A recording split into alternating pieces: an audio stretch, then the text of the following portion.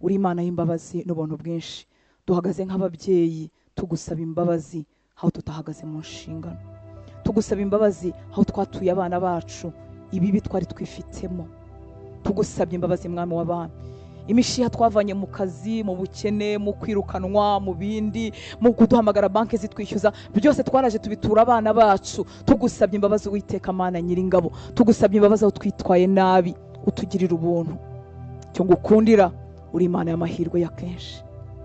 Aho twashwanye abagore nabo bagashwana, violence ikahaba, abana babireba, imitima y'abana ikabangirikiramo, tugusabye imbabazi. Ndasaba imbaraga ku mubyeyi wifuje gutangirana nawe urugendo rushya. Ndasaba imbaraga ku mupapa n'umumama bifuje gukorana nawe urugendo rushya. Ndasaba imbaraga ku mwana urimo uvuga ngo ibi byabaye iwacu ngewe ntibizankurikira. Ndasaba imbaraga mwami, twasanze birenze ingamba, ahubwo mu buryo bw'umwuka umuntu yiyubakira muri wowe, akubakika bigakunda.